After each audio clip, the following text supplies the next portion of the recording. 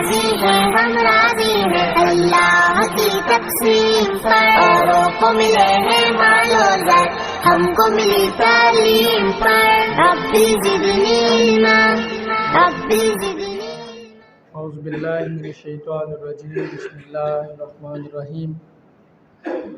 आज इंशाअल्लाह अज़ीज़ चंद बातें आपके सामने गोश गुजार करेंगे अक़ाइद के हवाले से। सबसे पहले हम आज अपने माशरे में जब नज़र दौड़ाते हैं तो हमें अक्सर लोग जो हैं वो अपने हाथों में कड़े पहने हुए नज़र आते हैं। कईयों ने धागे पहने होते हैं, कईयों ने तावीज़ पहने होते हैं, और इन सब का मकसद ये होता है कि हमें आफ़ात से निजात मिल जाए, मुसीबतों से निजात मिल जाए, बीमारियों से निजात मिल जाए। ये एक ऐसा काम है जो एक मुसलमान के शायान शान नहीं है, और एक सहीउल अक़ीदा मुसलमान का ये यकीन होता है कि मुझे कोई भी मुसीबत पहुँचे या फ़ायदा पहुँचे वो अल्लाह की तरफ से पहुँचता है। कोई अल्लाह के अलावा दूसरे पत्थर हों, धागे हों, कड़े हों, वो नुकसान भी नहीं पहुँचा सकते और फ़ायदा भी नहीं पहुँचा सकते।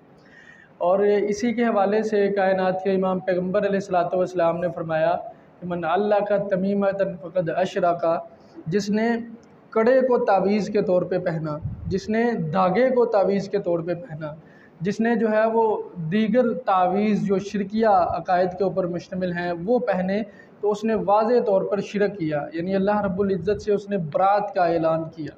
नबी अलैहिस्सलातु वस्सलाम ने एक शख्स को कड़ा पहने हुए देखा तो पूछा ये क्यों पहना है?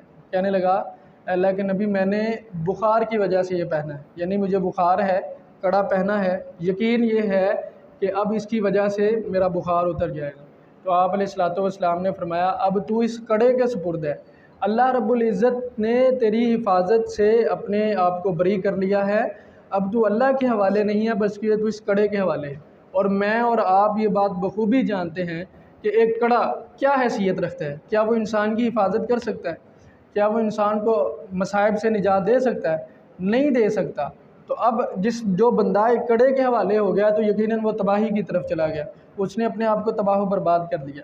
तो इसलिए हत्तल वसा इंसान को जो है वो कोशिश करनी चाहिए इन सारी चीज़ों से गुरेज़ करे। आप अपने इर्द गिर्द किसी दोस्त को, रिश्तेदार को, किसी हमसाये को इस तरह देखते हैं ये करते हुए, उनको भी मना करें और उनको नबी अलैहिस्सलाम के इस फरामीन को बताएं कि ये जो काम आप कर रहे हैं ये वाज़े तौर पर शिरक है और इसका आपको कोई फ़ायदा नहीं होने वाला। दूसरी बात यह है कि हमारे माशरे में एक और चीज़ भी बहुत ज़्यादा राइज है, खुसूसी तौर पे ऐसे तबकों में जहाँ पर जहालत आम है, कि वो लोग काहिनों के पास जाते हैं, नजूमियों के पास जाते हैं और जाकर अपनी किस्मत के हाल पूछते हैं, अपने मुस्तकबिल का हाल पूछते हैं, और उनका ये अकीदा होता है कि हमारे ये जो साहिब हैं, ये जो बुज़ुर्ग हैं, ये जो भी बताएंगे वो बिल्कुल हकीकत होगा। तो उनको जाके अपने हाथ दिखाते हैं, हाथ की लकीरें दिखाते हैं और पूछते हैं कि हमारा हाल क्या है। तो ये काम करना, एक है कि काहन की बातों को मान लेना, ये तो बहुत ही बड़ा जुर्म है, बहुत बड़ा जुर्म है कि काहन की बातों को मान लेना। सिर्फ़ इंसान जो है वो मज़ाक के तौर पर वहाँ पे जाए और जाकर कहे कि मेरा हाथ देखो और बताओ मेरा हाल क्या है किस्मत का, और वो उसका ये जहन और अकीदा हो या उसकी नीयत ये हो कि मैं मज़ाक के तौर पे ये सब कुछ कर रहा हूँ और ये जो बताएगा मैं इसके ऊपर यकीन नहीं करूँगा, मैं बस टाइम पास के तौर पर ये कर रहा हूँ। सिर्फ मज़ाक के तौर पर ये जो हाथ दिखाने वाला है उसकी 40 दिन तक नमाज कबूल नहीं होती, और जिसने उसकी बातों को मान लिया, यकीन कर लिया, वो तो दायरा इस्लाम से ही निकल गया। दायरा इस्लाम से मुराद ये है कि उसने शिरक का वाज़े तौर पर इकरार किया। और नबी अलैहिस्सलातु वस्सलाम ने फरमाया कि ये जो काहिन और नजूमी हैं इनके पास जो ख़बरें आती हैं ये कहाँ से आती हैं? ये आका अलैहिस्सलाम फरमाते हैं शयातीन एक दूसरे के ऊपर चढ़ते चढ़ते चढ़ते यूँ आसमान तक पहुँच जाते हैं, फिर वहाँ पे फरिश्तों की बातें सुनते हैं, अल्लाह रब्बुल इज़्ज़त ने जो उनको काम लगाया होता है ज़िम्मे या मुस्तकबिल की बातें वहाँ से सुनते हैं, फिर वो नीचे आते हैं और आगे अपने जो चेले होते हैं इंसानों में से उनको ये बातें बतला देते हैं। वो एक सच्ची बात के साथ 99 झूठी बातें मिलाता है और सारी बातों को यूँ मिला के फिर लोगों को बताना शुरू कर देता है कि ऐसे होगा, ऐसे होगा, ऐसे होगा। और फिर जब 100 में से कोई एक बात सच्ची हो जाती है तो फिर ये अपने मुरीदों को कहते हैं कि देखा मैंने जो कहा था सच हुआ कि नहीं हुआ, जो मैंने कहा था वो बिल्कुल सच्चा है कि नहीं है, तो अब मेरी बात को मानो ना, मेरे पर ईमान लेके आओ।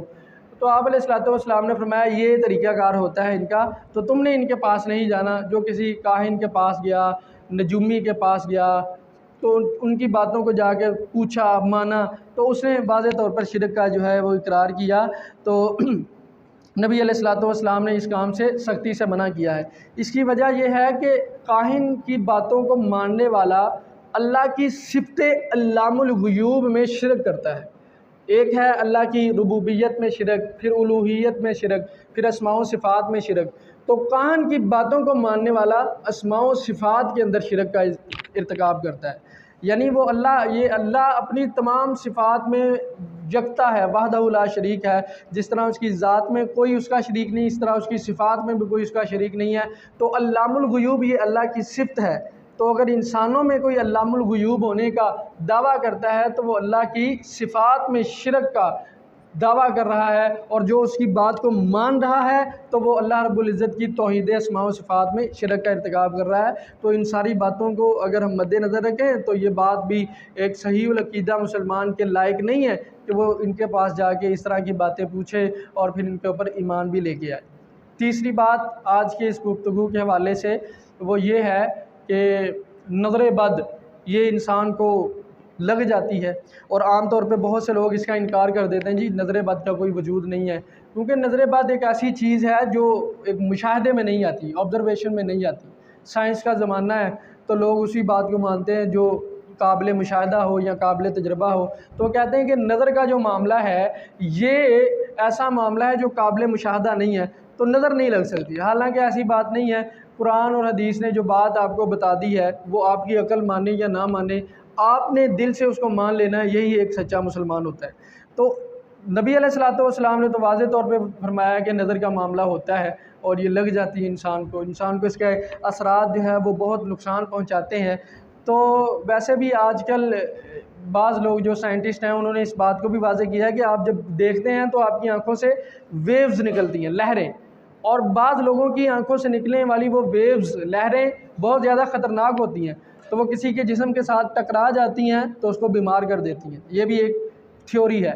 تو بہرحال سائنس اس چیز کو مانے یا نہ مانے، ہم نے بحیثیت مسلمان اس چیز کو ماننا ہی ماننا ہے۔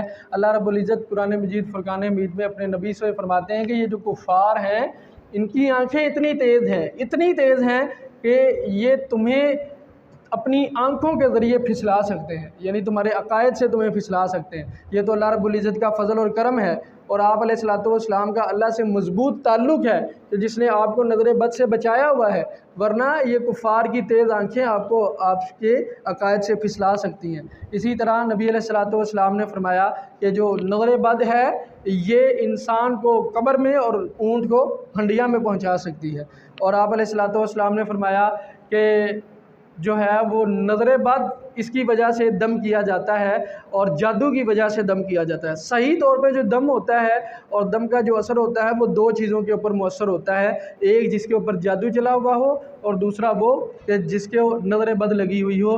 تو نظر بد سے علاج بھی آپ صلی اللہ علیہ وسلم نے ایک بتایا ہے کہ جس کے اوپر شک ہے نا یا یقین ہے کہ اس بندے کی نظر لگی ہے، اس کے وضو کا بچا ہوا پانی یا اس کے غسل کا بچا ہوا پانی وہ لے کر جس کو نظر لگی ہے اس کو نہلایا جائے تو اس سے بھی اس کو شفا ہو جاتی ہے اور وہ نظر بد کے اثرات سے بچ جاتا ہے۔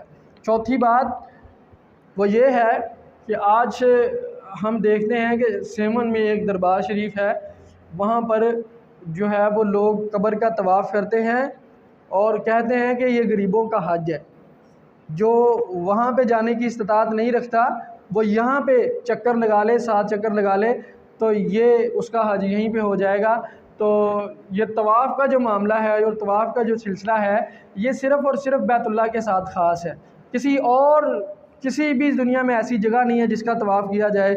قرآن میں اللہ کہتے ہیں وَلْيَطَّوَّفُوا بِالْبَيْتِ الْعَتِيقِ، انہیں چاہیے کہ صرف اور صرف بیت اللہ کا ہی طواف کریں، اس کے علاوہ کسی اور کا نہ کریں۔ تو دیگر گناہوں کے ساتھ ساتھ اگر کوئی طواف کا کام بھی شروع کر دیتا ہے تو یہ گناہ علی گناہ، ستم علی ستم ہے اور بڑا جرم بن جاتا ہے۔ تو ان چیزوں سے بچنا چاہیے۔ اور یقیناً جو ہے وہ آج کے معاملات اور ماحول ایسے ہیں کہ انسان کا صحیح عقیدہ رہنا یہ اللہ رب العزت کی بہت بڑی نعمت ہے، اور یہ اللہ کی توفیق کے بغیر ممکن نہیں ہے۔